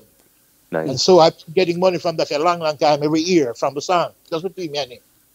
Well, it's come to straighten my point more. What was just talking about publishing money and the different pools of money that's supposed to come in from the song when you hook up with a publisher. Because a lot of time the advertisement companies will go to the publishers. No advertising company won't know necessarily will go find Earl Zero, and it's quite good when you're hooked up with a good publisher. That's. I think you said that last time, Scientist. I think you said that you make sure when you sign up with ASCAP, BMI, or maybe Ruddy said this, make sure your information is right, because they're never going to find you if your information, your addresses, and contacts are not right. Yeah, just give them your proper email at least, Yeah, and keep your information current. One time, Majai is a member of PRS. I get the mechanical rights and publishing rights and performing rights. But so, like when I'm in America, one time some people at them said they want me to join BMI, and then they went ahead and do something like they want to change it without me knowing. So PRS write me and said, these people want you to sign and give all this stuff to BMI. And I said, you agree to it? I says, no, I didn't agree with it. So I go, no. So from those years, I never think of dealing with BMI, because my other associate people them collect from other affiliated societies from all over the world, and then I get paid in pounds, which I really like. So can I be registered with? I don't know why I love that. I love pounds. Easy, I get a BMI here in America. Can I? Can I register? Can I register the same song with BMI too? I still want to stay record. You can't register. Are you living in? Hold on. Go ahead. Scientist. I was asking him if he's living in the States. Yeah, join one. Yeah, because they're supposed to be affiliated, right? All of them are supposed to link up. Well, I think him saying join ASCAP. You say you join ASCAP? No, PRS. PRS for the world. We'll give me performing rights and we get mechanical rights. You can join ASCAP or BMI for America, and if you want, you can keep PRS for the rest of the world. For the rest of the world. Yeah. So if you're not, you join ASCAP or BMI. Well, other people who do stuff with, register my songs with them. All right. And they collect money and pay it to me. I said, in Jamaica, in 1978, we have a thing called the Caribbean Copyright Organization. It used to be at 36 Duke Street, P.O. Box 807, Kingston, Jamaica, West Indies. This was a link with PRS. Well, if you notice, Earl Zero is the only one from the old school who bring on this program or have any kind of thing about PRS. That's why I asked on that. Yes. Caribbean Copyright Organization from Jamaica. May I read them letter right now from 1978. None shall escape the judgment. aka Egyptian reggae. And this man when we live at 4th Avenue, Greenwich Town, Kingston 13. How much years is that? 78 and now. Is how long that is? Yes. Yeah. Earl is the only one that do it. And guess what? The rest of them is neighbors with Earl and thing, and for whatever reason, Earl can't register for them. For whatever reason, a bunch of them still don't go and fill out the paperwork. But Earl, what was the turning point for you? What encouraged you or made you start to register your music when many in the industry, back from even your era, never did the same thing? Well, you what happened now? Every day, we have enough friends, you know. We know friends from all over. Like me living in Jamaica, bad man, good man, all kind of man from all over used to come visit me. And smoke up and sting and sing music and play and keep dance and everything there. You know, I said, people say, if you put on the gun, no badness, come enjoy yourself. So everybody come to him and say, Earl Zero, me, you're true, you're not singing a day on the radio, you know. Me, so this somebody I sing it, what, you get money? Hope you make you get money and the man not rip you off and I get your money, you not get nothing, you know. If you need help, just tell we come and help you too. Yeah. If you get Unity, man. So, we go to some serious things, you know, some people serious. You have man them time, you know, we could beat up all the producer guy if you don't want to pay, you know. So, I remember that time. Listen, Bob has bad guy running the same way. So we're going to check some of the producers and say, ready to say your song with PRS, man. Ready to say your song with PRS. I think Gail had tell me that. Yeah. And Bonnie tell me that too. Bonnie I usually go back and do for money. And sometimes give me 2 drinks and a party and something. I say, come check me down at the shop. Yeah. You spend all day down, them come and play music and go and do everything, and then come and, you know, get the money. Sometimes you don't get the money. You might get about $5 and you don't get nothing. And you go back home. So the striker, he said, register your song, man. And I say, I think Mr. Sir John told me that too. So register your song and you get royalties. Right. I think the Gaelites too. Yeah. On BBC or something like that. I remember I used to go on, man, yeah, I'd go to Chalice. Name after the train line. And then them singer is coming and sit down and sing all the time. Yeah. And the man they older than me, them say, this me go register your tune, you, and you get money for your tune. So start do that. And after me do that, I learn about that now. People and thing, and write letter to people all over in England. I'm gonna translate, you know. Even and then we get back answer. And I get send back the first time when we get back money, and we get a paper saying this is your royalties or so. Sending you £3,000, something so 500 royalties on your song, None Shall Escape Judgment, and for performing rights and for playing in jukebox, radio, TV, dancehall. Oh, yes, sir. All over and Africa, and you get paid for your 2 different after my airplane, you know. Christmas come early. Jukebox in that place. You know, they keep that get money. I say, let's play rap. That's all right. No, I say, Bumbo Claire, look, we get money.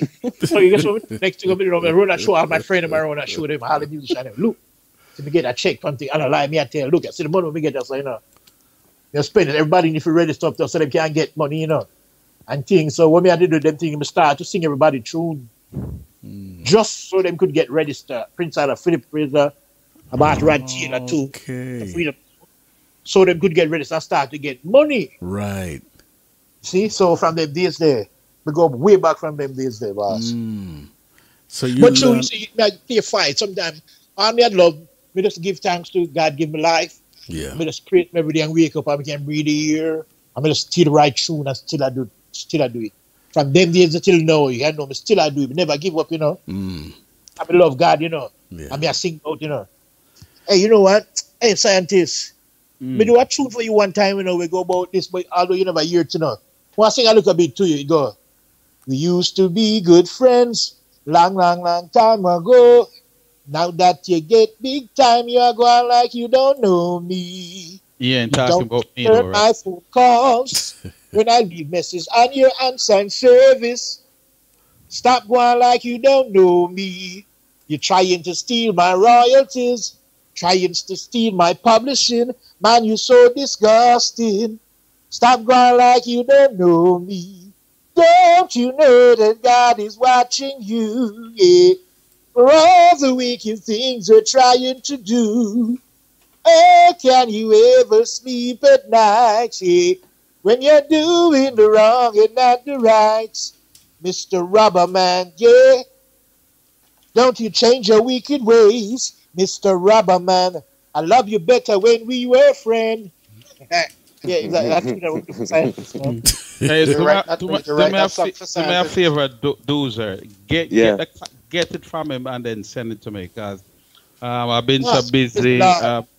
Yes, sir, Earl, send it to him that I can finish my No, set. then I can someone get send it me an out. email address for me to send it to him. Yeah, All right, I'll do dudes are that. going to take Yeah. over. Dudes are going to take over and get it from me. I'll take over when we get off. Yeah, I'll do Yeah, that. actually, we're speaking about the same thing we are talking about now, too.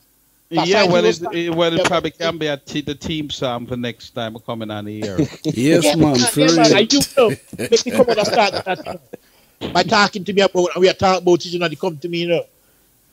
I mean, another wicked one for you, but me weird.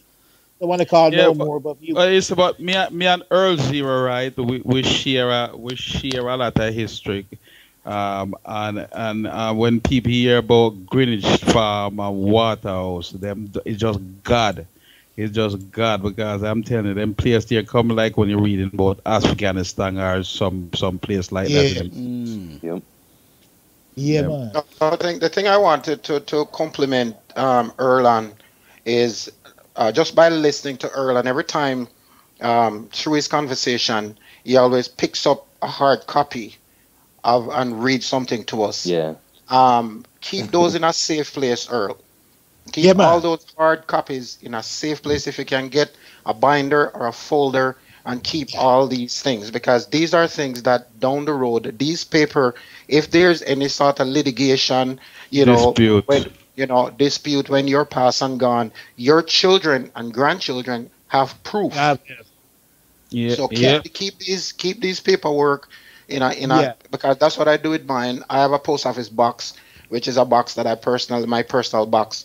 And I have all my paperwork and all that stuff. So more power to you, Papa. And it's unfortunate that most of the foundation and the groundation artists them from back in those days didn't see this like how you saw it.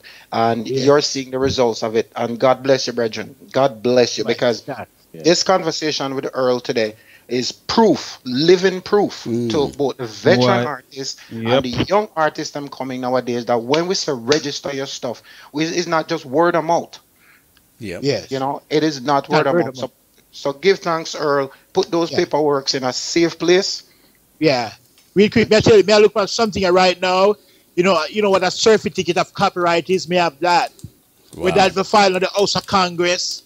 This is from 1978. Date of service, date of publisher, 1978. Right. Authorship of application, word of music, Earl Johnson. Presidium, PSUED, Earl Zero. Title, Egyptian Reggae, none shall escape a judgment. Right. See? Yeah. And the certificate, that's a certificate for the song that copyright. So all those paperwork. You can get that from the house of the government, like you get it from the house of what copyright registered, copyright. What do you call it? What I think you get it from the Congress. Library of Congress. Yeah. Because whenever you register your works, it becomes public knowledge. Yep. Yeah, it's in the Library of Congress. Somebody can go look it up in a library or so, but hold on to them papers, the Earl. Put them in a safe place. I cannot stress that enough. In my office today. Yeah, I got from my office. Right. So have them in a safe place, Papa. Because hey, I want Earl Zero is a man, if you don't mind sharp, him probably have the first piece of paper from when him go kindergarten. The brother that don't touch meticulous. Earl like we come from the same family. We were grown by our grandmother. Yes. but Earl, them don't say your daddy was a fisherman, And most people don't know. Yeah, it's a blessing because a fisherman, a humble man, though. The same Earl Zero is the one we're responsible for make why we can talk about China Smith today, because China couldn't swim. Yeah. He couldn't swim. I'm drowning, And him same man says a long time, yeah. I hope some of the artists... Hold on. Too many people talking at one time. 1 second. Sorry Roddy, go ahead. Earl was saying earlier about his music in commercials. I just recently, and we have had this discussion with Sister Nancy about Bam Bam being in the Reebok commercial. Just last week, I heard another reggae song. I did some research on it. It's John Upton Lewis' song, Take Your Time, Take It Easy. Take it easy. And I went out and I contacted Upton Jr., his son, and I said, there is a phone company here in Canada, one of the largest phone company here in Canada, is using that song, Take Your Time, Take It Easy, in their commercial. Big money. And I don't know, I contacted his son, and I let him know what's going on. I kind of get the feeling that it don't really matter to him, but this is maybe we need a liar. Maybe we could get him a liar. I could get him a good liar. My liar is very good. It's a big time liar. Because Upton's son, Upton Jr., is living in Houston, and this commercial is being this song is played in this commercial practically every day, and this is one of the largest. The largest telephone company in Canada. Maybe get mechanical rights, and get syncopation rights. Well, you know something. you know something. It would be interesting to see if somebody else go license that song, because the same thing would happen to Earl. You know, is somebody else who went and was registering Earl's song. So if that person calculate that the family don't know anything about copyright, then we go put on them name as a copyright holder on that song. Right. And them, so it's only when the dispute come up, then you're going to find where the money was going. Right. Yes. And who gave the right for them to use the song? Well, listen, boss, that's a millions and millions of dollars, you know. Oh, yeah. I would like to help him turn him on to my lawyer. Tell my lawyer to help him. Because we have a big time lawyer. Very big. That it would be interesting to see who collecting that money or who give them the authorization, because usually those companies don't want lawsuit, and them usually they probably pay about 50,000. They probably pay about 50,000 more for you to write. Them usually got through the right procedure because them trying to avoid a lawsuit. So it would be very interesting to see who authorized that. I would bring them on. I would bring them on, find out if they are or not, and then bring them on if there's a problem to help them. They probably get about 1,000 for the license fee to put it out, because the people them will pay license fee up front. 50,000 and get that every year, and probably get more every year for the fee registered for the license. Yeah, but it just strengthened a point what we've been stressing from about 2-3 weeks now, the importance of when you register the title of your songs them. Yes. Right. You can also get the registration paper and say, see ya, prove it. Like when you go in a court. Yeah. You can prove it. You can be the email. Well, here's what that is supposed to do at the time of the session, right before you record the song, or right after you record the song. Everybody who do the work supposed to go, but the student don't keep work assignment sheet. And the first time I handed some seasoned musician who played thousands that song. The first time I give them a work assignment sheet, they look at me like, what is for? They never heard or fill out one in them life. Isn't that funny? So, some of the early works that I've done in the past. Can I say something here? Say that again, Dooza. If you go on your, like with me, I'm registered with ASCAP, whatever, but if you go, when you register a thing, if you go all the way to one side, it says Q Shitty info, and that's where this is supposed to be broke down. You know, it's every company, ASCAP, JCAP, whoever is supposed to have the Q sheet attached to that song if you register it, and you're able to upload that and put that information if you have it. So you have to do that stuff. When you go into a session and your buddy said, "Oh, let me play bass on that rhythm of yours." Okay, I guess you can play on the drum. You have to make sure that if you guys are going to really release this thing, this goes out there, register it, and make sure you say, "Hey, I played bass. This guy played drums. Then I mixed it," or whatever you do. You know, you have to be up on it. I tell you what I'm going to do is I'm going to take a picture of my sheets that I've done in the past, going back like 17 years, and so that people can actually see what it looks like. You can even go on the internet and see it, you know. But I'm going to post one, and I'm going to post my contracts that I had with Jetstar. Maybe not everything, but just a little snippets of whatever. But does anybody have any more questions for Earl Zero before we let him go? Could I just say something? Go ahead. I post something like I got something after the tune get big in Jamaica. I go up to Johnny Clark yard one morning, May 12, 1975, and get him sign a paper say to whom it may concern. It says, I, the undersigned of Johnny Clark, hereby relinquish the claim to this song, none shall escape the judgment, which was not written by me, but by Earl Zero. Through the years, and him signed it, Johnny Clark, and I have a witness. And that is from 1975. Wow. I mean, is Johnny Clarkson most known for that? I love that. I love I have that on the internet too. If you go on my website, you see it too. Yeah, it's there. It was published in a book called Natty Dread over in England. I'm centerfold and I'm on about 10 pages in it. And it tells the story and everything. And the white man then came to my house where I live and asked me for that paper to put it inside the book, the magazine called Natty Dread. We checked them up earlier in there. And then put them extract and published inside there. Write up about I'm on about 10 pages. Sorry to cut you off. What were you gonna say? But you know one point I was gonna make though is now like Earl with that, None Shall Escape the Judgment. Philip Smart said that he got sick of cutting that dub so many times. So that's your song too. So it proves to you that if you register your thing, you're gonna get the royalties. If you have to wait, maybe whatever. But if you register it properly, because Philip Smart said he was I've been sick getting of royalties from Jamaica. I live in Jamaica. There you go. Wow. And he started mixing that in '74. Philip Smart. Bunny said that. Bunny said that Philip came to him and said, "I'm sick of mixing this song." So that just proves you how popular it was. I'm sick of it. I know. Popular. Yeah, really popular. Yeah, man. Everybody do it, man. Everybody do it. Right now, we have a list with almost 100 different people doing it or more. And you are the man. You are the real man. Eh? And you are the main man. Yeah, man. Yeah, man. We can get artists, make artists get money for the song. Yeah. Jacob Miller did it to an inner circle too. And do it too. Let me just play. Let me wrangling too. Jacob did do a wicked version of it. Killer Miller. Let me play a version that I have. Let me teach Jacob Miller guitar, you know. Let me play a version. Today, General. You get history, man. Jacob Miller. Let me play a version that I have, and you can tell me. Okay, let me just play it. Yeah, man. Stockade Radio.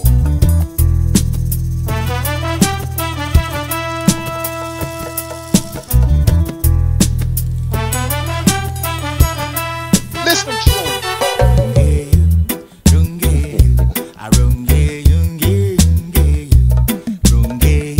Sound like Frankie Jones. Yeah, that's a remake. That's from France. I'm sorry. Yeah, from Spain. Sorry, from Spain. Re-record for Roberto Sanchez. Okay. Yeah, I know him. Yeah. God's Man 2010. That Right. came out. And everybody has said it was the best album of 2010. Ernie B. them said that. A whole bunch of other people. Right. Best reggae album of 2010. It's called And God Say to Man. Mm-hmm. Wow. From Spain. Yeah. L0, I want to thank you for coming on the show. If you got time, you can still stick and stay with us. Yeah, man. Hang with us. And I want to bless up L0 for sharing that with us, because he's one of the first foundation artists that has come onto our show and has got their stuff together.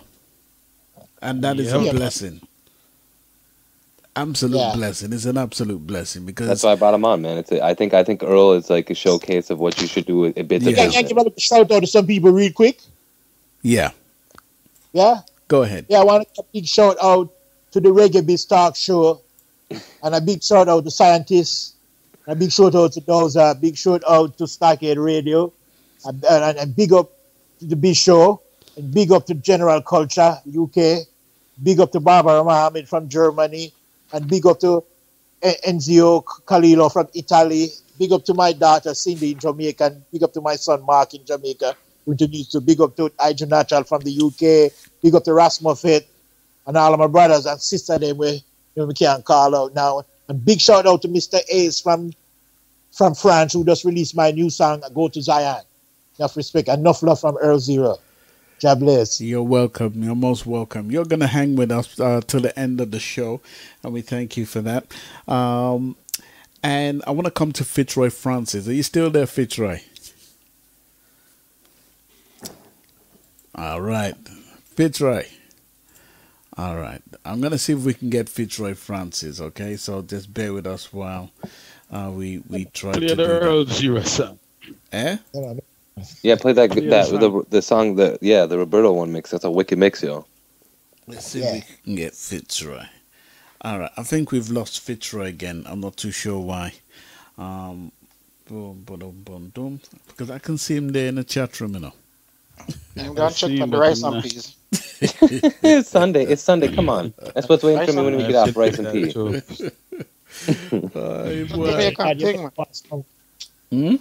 You know what I do? I turn on the fire as low as it can go when I'm out here. I don't have patience for that, you know. Scientists, with that Canada. We cook food. I mean, yeah. Me and Earl, we go. We always have a kitchen. We always turn anything to our kitchen. Don't care where we go. Yeah. All right. Let's see if I can get him now. Fitzroy Francis. Let's see. Let's see if we can get him. In the meantime, between time, let's just play some more of that tune there. That None Shall Escape tune. All right. Here we go. In this time, these words I sing to all mankind. Arise, black one, Jaja is her God. Fitzroy Francis, are you there? Fitzroy. All right. I don't think we can get all the Fitzroy. We're going to draw the show to an end. Is there anything that anybody on the panel wants to say before we end the show right now? Yeah, I want to say something. Mm-hmm. Go ahead, Earl. Yeah. I've got your love to give to you this morning from deep down in my soul. Good morning, Jah. Oh, I love thee today so much more than yesterday. Good morning, Jah. Oh, I love thee today so much more than yesterday. And if tomorrow will never come, I'll be loving Jah for the rest of my life. Oh, I shall rise with the morning sun, for it warms my heart and fills my soul. Worth much more than silver or gold, worth much more than silver or gold. And when the evening comes, now I can say, oh, I love thee, Jah, Jah, more than yesterday. Thank you so much. That's like I said, Earl got enough dub plate all day long, yo. Okay, and I'm being asked in the chat room by Daddy Lion Chandel out of New York. Well, his first question is, it's been 2 years since he's met you and he needs some of your music, and that's coming from Daddy Lion Chandel to Earl Zero. Okay. Nice. Nice. You remember him? No. Right. He's can I step in? I think if a scientist remembers him, he was the other DJ at the Roots Radic show in New York with Johnny Osborne in Jah Life. Right. Oh, okay. That's who, because I wasn't sure too, because he linked me up in my email one day and I said, well, who is this? And I said, oh, he's from the Roots Radic show. And then I said, okay, I know who he is. And that's from 5 years ago or 6 years ago now. Right. You know? Oh, yeah. And he also wants to know. If you know. on Facebook, man, give me, I said, email me, man. Earl0, Earl.EARL.ZERO1 @yahoo.com. All right, Daddy Land. Give us the information one more time, Earl, please. Yeah, it's EARL.ZERO1, the letter 1, the number 1 @yahoo.com. Thank you so much. Then that's reaching out to Daddy Lion Chandel and anybody else who wants to reach out to Earl Zero. And you're on Facebook, right? Or all these media sites and stuff. Give them that information also, please. I'm gonna give you some on Facebook. I'm on Facebook as Earl Zero and Earl Anthony. Facebook thing, earlanthony.johnson@facebook.com. That's one page. And I have another page called www.facebook.com/rootsmanearl0. And them can reach me at 707-712-2880. There you go. And if you Google him, you'll find him everywhere. All right. Yes, Google Earl Zero too. You find me everywhere, and I'm on YouTube too. Just type in Earl Zero on YouTube, and you see almost 149 videos. There you go. I tell you what, I would love to have you on my live conversation show. We do a 2-hour show where we have a talk, we talk about your life from where it started to where it's at. And I'm going to invite just you. started. There's so much things. Yes, man. And I'm going to invite you onto our show so that you can, tell us your history because, this show doesn't cut it really for you, Yeah. So maximum respect to you. Hey, I just came from studio. I did about 16 brand new tunes. Away, I say. Yeah, because in my selection, I have over 1,000 songs, Oh, we have a lot of songs on record where we produce some long time when we never even get. What, I'm supposed to stop, right? We're not still on the ear, are we? Yep. Oh, Lord. Oh, that's yeah. I'm not going to carry on anymore. It's time up now. And like I say, I have thousands of songs which I can put out. Songs that I produce. Because once upon a time, people think that me had stopped. But never stop, Hey. I've been going to studio and produce stuff and read tape, and I have a whole bunch of stuff right now. I have over 1,000 songs. At least I'm a publishing company. I have maybe 1,000, 1,500, something like that songs with me. Songs that we remake and songs that we can put out. But that's the money we want to get. Maybe we have to start a fund where people give people money, Because nobody now want to give me nothing, true. He's a servant of the Lord. Nobody now want to give me no shot and give me nothing, I hear that. Nobody give me no shot and give me, but we still have survived, see? Yes, to the mercy of God. We still have survived. Come in to work for nobody else. I'm going to just write music every day, play music, and God protect me every day and we get what we want. I'm still pay my rent, pay my bills. I'm live inside a studio. I live inside an historical building from the 1800s, and then redo everything inside there, and everything inside are brand new. And then somebody riding on my office, I sit down on the chair. I wish you could see me. And me living at the art district neighborhood. When we live, you have to be an artist. You have to be an artist. It's like a tip of the iceberg. It's like a tip of the iceberg. I told you, Earl is the cheapest out there. Everything nice. And I have lots of art shops. He's still talking, I think and artists and all that stuff. I should stop, right? Earl is a happy man. Why? I love that. I love that. Come on. Yeah, man, the Lord bless me, and the Lord love me, so I love him because he was sick, I pray to God, and asked him to help me and take away this cancer from me, and he did. Amen. And he came and he took it away from me. So all me have to do is praise the Lord. Yes, and work with him. And that's it, Amen. I want to say to Daddy Lion Channel, because he wants to know why I'm ending the show early, 30 minutes early. It's because I've got to do something very important with my daughter. Hey, let me tell you something real quick. Just the other day, what me get? Go ahead. Hold on before you put out. You still there? I'm there. Yeah, I'm in the Reggae Hall of Fame with Sly Dunbar, William Bunny Rose, Dan Carlos, Robbie Robert Shakespeare, Big up Arias Dan Carlos. Andy, and Earl Zero. I'm just entering into the Reggae Hall of Fame. We're at the 33 annual tribute to the Reggae Legends 2014, which I received a Reggae Legends Award. Reggae Legends Award Hall of Fame. That's what it says on the star. You know the star? Yes. They give you? Yes. Yeah, you get one of those star in the Reggae Hall of Fame. It's on my website too.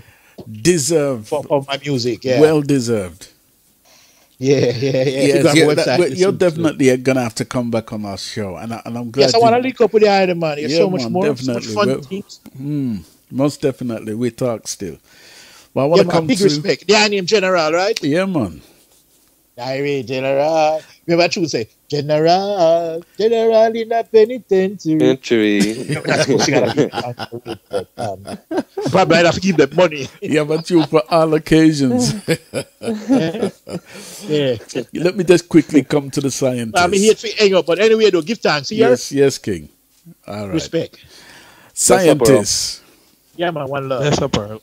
Scientist, I've got to come to the scientist because scientist, you are the man who's spearheading, this show. Dozy, send me scientist email address so I can send your email address so I can forward the songs up to you. I'll do that. Yep. Yeah, and then I'm going to get them to me. Yeah, I'll do that. Yeah. No problem. Praise the Lord. I prayed for this. Every day. Long. Every day. I can't get mad at you, say, wonder what scientists are dealing with. With the rascal, and can't give a regular email address. So we can send me tune them. It's over a year now, and everybody get for them tune. It's not, Earl, but it's not easy to space travel, Yeah? I said space traveling ain't easy. Sometimes you don't get new it's fans like, when you space travel, you know, because scientists always out in space coming back and forth, you know, because that's how dubbing is. You have to be in your own zone, you know? yeah. All right, guys, I gotta really end the show All now, right, yeah.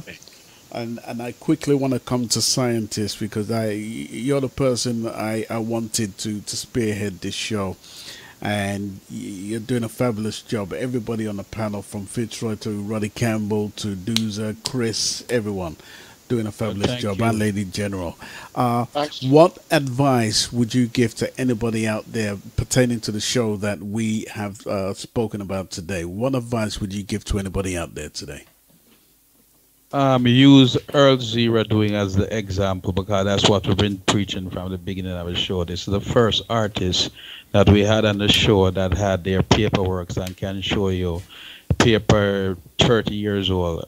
Each artist need to make the personal responsibility. Don't leave it up to a manager. Make sure it get done. Thank you so much. Follow Earl Zero footstep. There you go. Doozer. Yeah, no, like I said, I can't say any better than scientists. You know, that's exactly why I brought Earl on, because, you know, claim your stuff with whatever company you need to register with, re-release your stuff if you have to, digitally, vinyl, whatever you need to do, and then also, if, you know, make, like Ruddy always said in the show, always says, make sure you know your info. Don't just go expect somebody else to tell you what about your music. You own it. It's your stuff. It's up to you to lose or up to you to gain. You know? Yeah. Thank you so much, Doozer. Chris Hills. Every day, yeah, man. Nothing more to add. We say it at the end of every program. Register your work. that. It goes on and on forever. Go ahead, Chris. Go ahead. I say nothing more to add. We say it at the end of every program. Register your work. The first thing you should do. There you go. Yep. Roddy Campbell, last and least. Roddy Register your Campbell. work and write it down on a piece of paper, copyright, and even if you don't get a chance, mail it back to yourself in an envelope and don't open it or something. Absolutely, Earl. Absolutely, And from a copyright point of view. Absolutely. Yeah. Until you send it after register. And write the envelope and send it, post it back to you in an envelope back and everything. Get it get it notarized if you have to. And then you register it in the House of Congress or whatever, you know. Yeah. Roddy Campbell. Well, am I there? Yes, go ahead. Yeah, I mean, God bless Doozer for linking up with Earl and bringing Earl, because the negative part of the whole thing from, you know, is that we keep hearing about our veteran artists not getting what's rightfully theirs, when here's one veteran artist who have done it from day one. So God bless Earl for coming on and coming on as proof. It's not just we coming on every other Sunday and just shooting at here, you know, here is proof that it can be done. There's two sides to this thing. That's why it's called music business. Yeah. No, and thank you. Let me say, though, honestly, thank you to scientists, because this guy is just, you know, like I said, he's been a blessing to, I think, this whole show and to most people. Scientists comes along, just like Earl. You see the people who really, you know, every every Sunday we do this. Guess what? Every Sunday it is. It's about God. You have to give the love back to God. Earl is a typical confirmation that this show is going to live on for a long time, because it's about the business side of it, and Earl, who is a veteran artist in this business, has been doing this for a long time. So there's no more excuse. Mm-hmm. You know, I wish I could I wish I could show the documents while we're talking. I wish we could do that. And I could show you the documents, and you could have them on film, so you could see. Because I'm You should do it for the live conversation. For the live conversation, you should have some pictures to share with General, maybe, that you could do at the same time you guys are on the live conversation. Maybe you could share some photos in the chat room. Put them up for archive purposes. Yeah, put them up on for archive purposes. Definitely. I think so General is going to get copies. Yeah, copies. General will get copies. Yes, under the mattress. Under the mattress. Keep them under the mattress, Earl. Now bring them out. You keep them under the mattress. Under the mattress. Come on, Ruddy. Yeah, sure. Ruddy, you also, know Earl, do me a favor. Sorry, guys. Also, Earl, do me a favor. Make sure that your oldest child have access to all this information. Yeah. Make sure whether it's your daughter or your son, make sure your oldest child have My daughter. all the knowledge and the information about your paperwork and have access to your paperwork just in case. Yes. One thing to strengthen. One thing I want to interject to strengthen Roddy's point. One thing artists should put in their contract that when they decease, right, the record company have X amount of days to settle the estate. So whoever the oldest child, the wife is, they must settle it with them. They must. That's right. Or else, all right, and you should write it. All the rights terminated. I could write a letter. I do a video saying that too, and send to them. And also that's a good idea. Yeah. Okay, Massive and crew, we gotta get out of here. Thank you all so much, and we'll be doing this again in 2 weeks' time. We'll be back doing the very same thing, getting together, arming you, the artists, with as much information as possible. So thank you all so much. Roddy Campbell, Chris, Dobidu, Earl Zero, Scientist, maximum respect. Every time. Yeah. Stockade Radio. Stay blessed, guys. We're gone. Yeah, blessings. God bless. Yeah. All right. Yes, we're going to get out of here. And what's going to happen is, let's see. Mr. Bunsby is going to be taking over right about now as soon as I go off air. Going to play this tune by Earl Zero. He's really put a big smile on my face because most of the veteran and foundation artists who have come onto my shows and spoken about their musical history and journey, it's been a horrific one in terms of, them not making money. People have filled calendar, and the list goes on and on and on and on, and right down to Barry Ace, who came on my show yesterday. So today is a good story of somebody who's been in the industry for a very long time and is getting everything which is due to him. It just shows that if you put your business head on, you will not be caught short. All right, we're gone. This is Earl Zero, City of the Wicked. Mr. Busby coming up right now, right after me. All right, Mr. Busby, set up yourself. I'm General Culture. I'm out. Mount Zion, I and I, happy the city of the wicked must fall.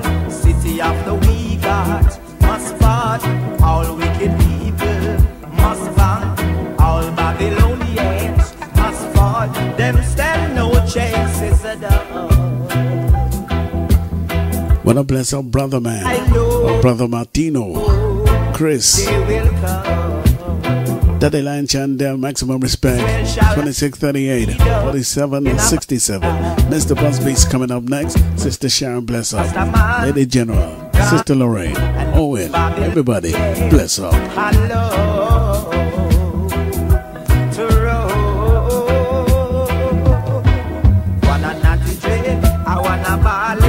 If one a black man, I want a white man.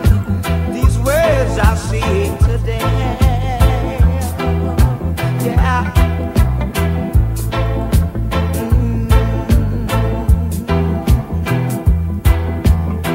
City of the wicked must fall. City of Over to Mr. Busby right after this jingle coming up next. people must fall. They stand no chance in this time. Know the wicked wanna see Stockade fall. Jah love is overall. When the road gets rough and hard, Jah love is overall. Defender of the cause, Stockade will call. Jah love is overall. You'll always see Stockade standing tall. On your name they would call. Yes, I, Jennifer Barrett, fully endorsing Stockade. General culture. Stockade, Stockade.